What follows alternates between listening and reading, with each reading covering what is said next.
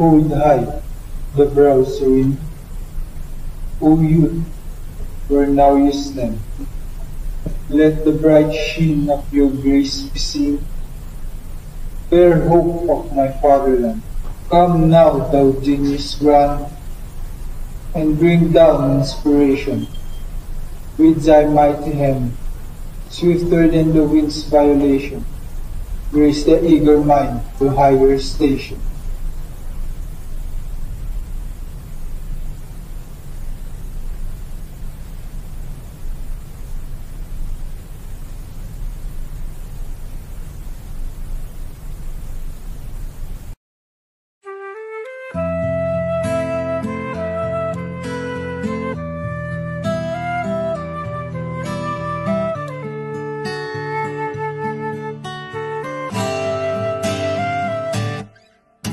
Itong alay kong harana para kay Segunda, mga nako ng silap kang ngiti nagtamamangha, ngunit di pala siya sa aking tinadhana sa isang paalam.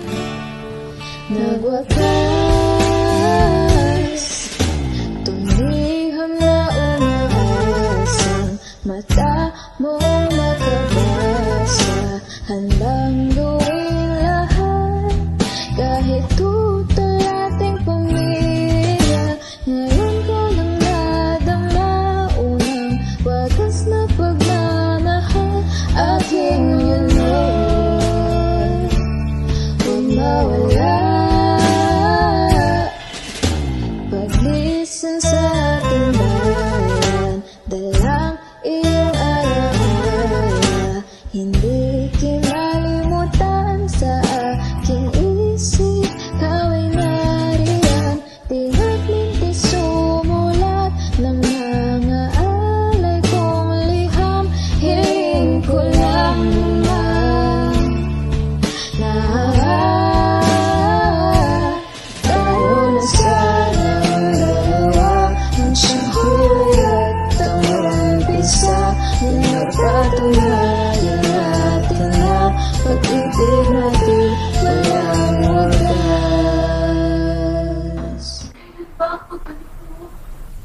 Hindi ko pa po natitiyak, ina. Ang layo eh. Opo, ina. Ngunit kailangan ko pong malaman kung paano gumagana ang mundo, upang malaman ko kung paano mapapaunlad ang ating bayan. At kung ang hinahanap ko, ay wala pa. Hindi po ako mawawala, ina. Hindi sa puso niyo. Ngunit hindi kita tinuruan kung paano magpaalam. Gusto ko alam kung bakit ka aalis at kung sino ka. Opo, ina. Lahat ng isusulat ko ay para sa inyo. Para sa kanila. Sige. Paalam na. Tahanan ng puso ko, sinta na sandala. Di ko amoy tulungan lang hiwalay. Nais mo, tamis ng ibig ay maririnig ko na. Kahit lahat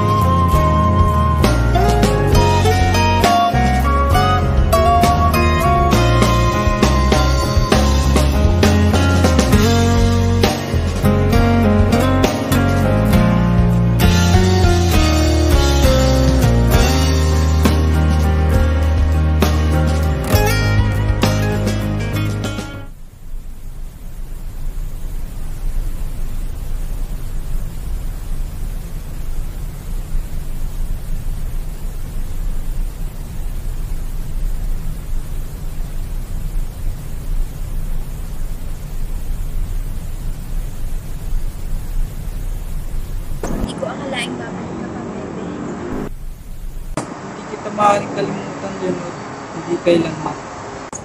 Pero tila yun ang alam ng puso ko. Sa loob ng ilang taon, ni isang salita, ni isang sulat, wala.